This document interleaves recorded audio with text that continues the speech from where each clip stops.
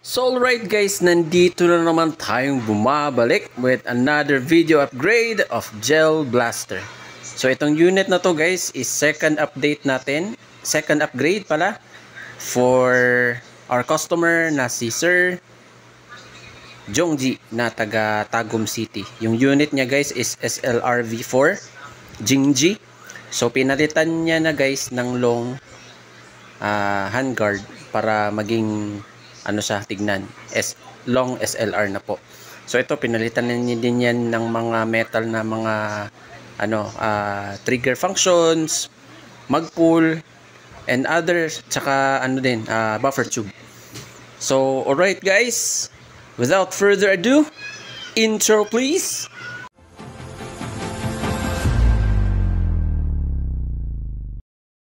Alright po, sa inyong harapan is ito po yung mga parts na i-upgrade natin, mga internal upgrades.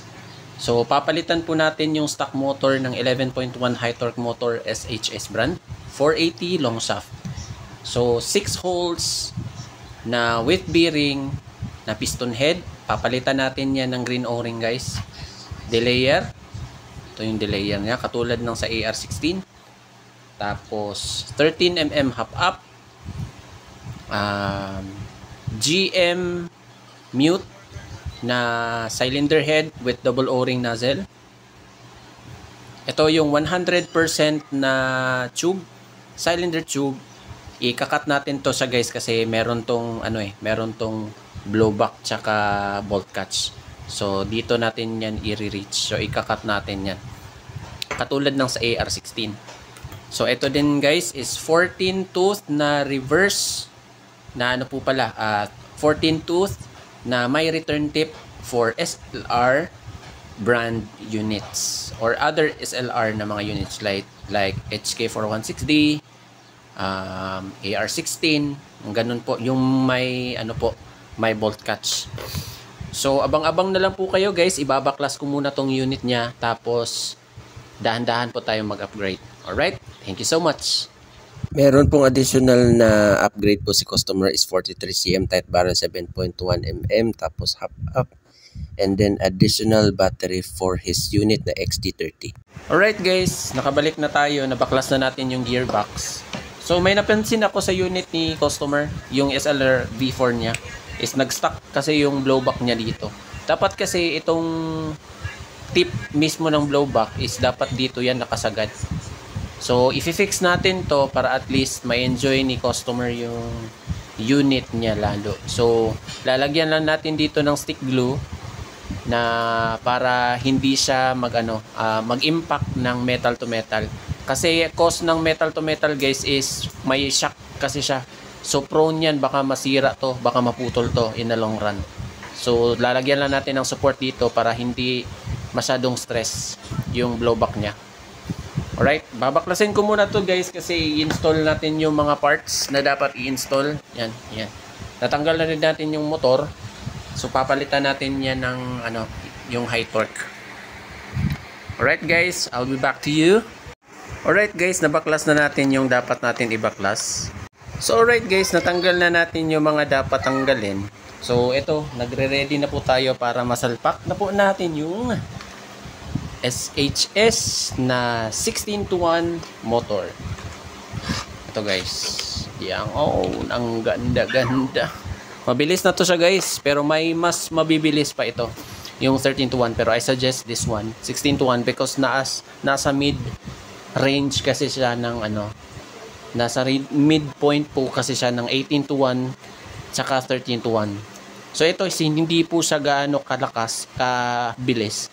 Pero it serves its purpose po. Kasi since naka 11.1 high torque motor na po tayo. Tapos naka 11.1 na volt battery. So lalagyan po natin to ng ng delayer. Tapos isi-shim na din natin to siya guys kasi needed to siya ng shim compared sa stock. So kasi kapag factory made kasi di talaga may iwasan guys na merong mga miscalculations like sa mga length or width or haba ng yung head mismo ng ng dito. So kailangan natin yan lagyan ng shim to secure the gear na hindi tumatalon or umaalog. So since natanggal na din natin yung mga parts niyan guys, papalitan na natin siya. So pasensya na po kung medyo makalat kasi ganyan talaga ang buhay. Ganyan po talaga ang buhay. So tatanggalin muna na natin to. So at least meron ng spare na metal gears si customer. So lilinisin muna natin to siya guys kasi ibabalot na natin to siya at maipadala na sa kanya. Yung lilinisan natin siya kasi meron tong mga residue kasi ng residue ng mga grease. So right. So i-ano muna natin guys, i-lubricate muna natin yung gears. So i-forward ko na lang po kayo para madalian na lang po yung pag-video natin. Alright guys, nandito na naman tayong bumabalik. Kasi natapos na natin i-shim yung mga ni customer. Kasi actually needed din mag-shim guys para at least secure yung mga secure yung mga gears na dapat natin ilagay.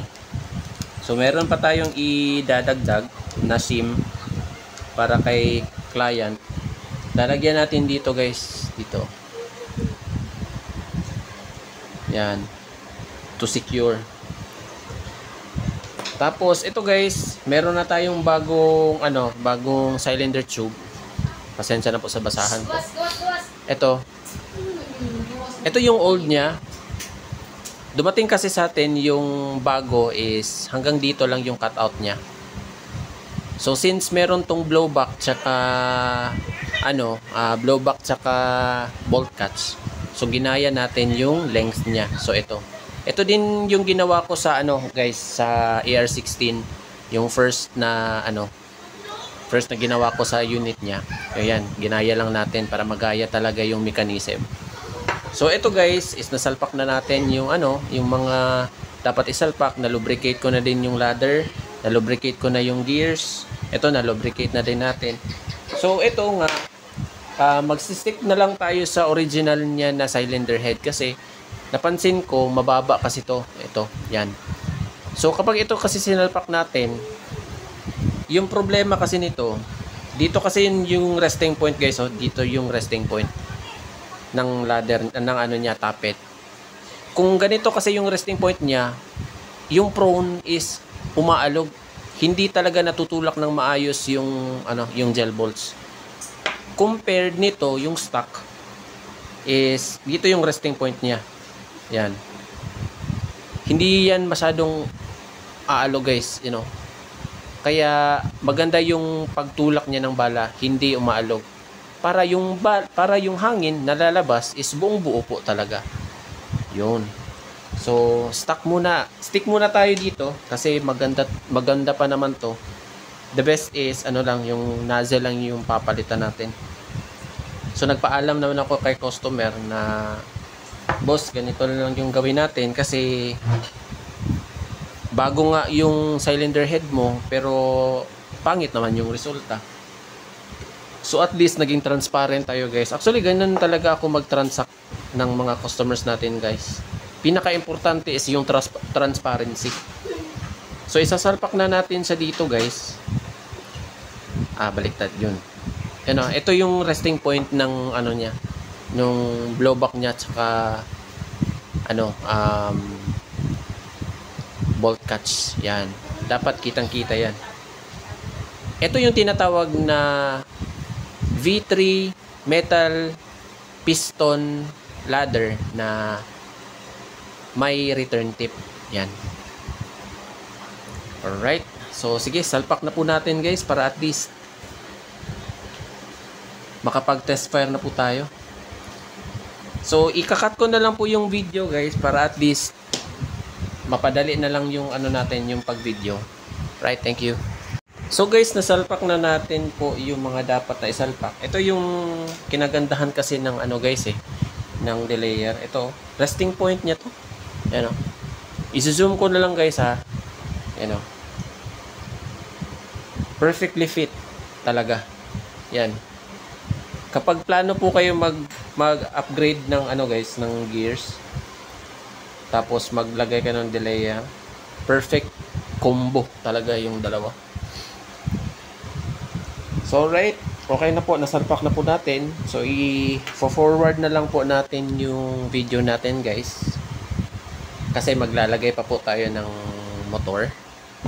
At papalitan po natin yung barrel po ng customer natin. Kasi meron siyang special request. Ito, nag-acquire din siya sa atin ng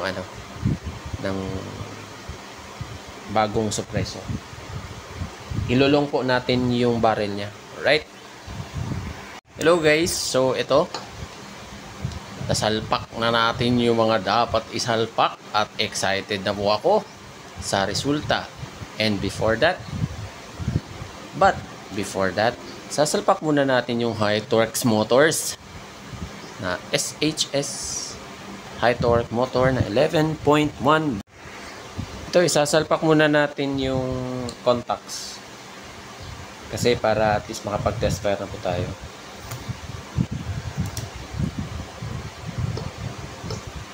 This is the first time that we upgrade a SLR V4 na unit. Kaya I am so happy na merong customer na nagpapa-upgrade sa atin, guys, from Tagum City. Masaya ako kasi sabi niya, "Boss, pa-upgrade ako sa iyo." "Anong unit mo, boss?" "SLR V4." Yun. Grab ko na agad guys kasi first time di pa ako ito lang first time. So isasalpak na muna natin yung niya guys, yung ng motor para at least test pa na tayo pagkatapos. So alright. So abang na lang kayo guys ha. Isasalpak ko muna to. So alright guys, na-install na natin yung motor. So ito yung stock. So yung mission na lang natin guys is papalitan natin yung stock na ladder. Stock na stock niya na inner barrel. Tsaka ito, papalitan natin ng long barrel na tight 7.1 mm. So tatanggalin muna natin to guys. I-heat gun muna natin to para ma-transfer na natin siya dito sa bago. Para at least makapagtansya tayo kung gaano kahaba yung kailangan natin. Right? Babalikan ko na lang kayo guys with the full attachments na po. Thank you. Boss, test fire upgraded. Single. Gay.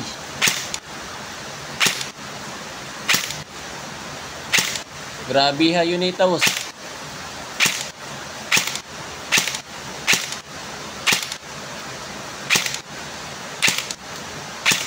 Na. Oh. Lamia. Full auto.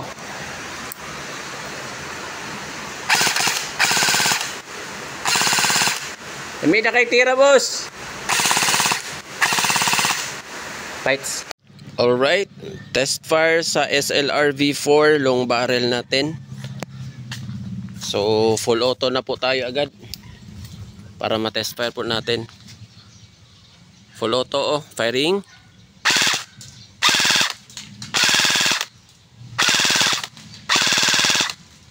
Ito na guys, umangat na yung bala. Bigat. Straight na yung tira guys Alright, thank you so much. Alright guys, nandito na naman tayong bumabalik. So wala guys, etong unit na to is a customers natin na taga Tagum City. So, yung unit nila is AR-16, SLR V4 na long barrel.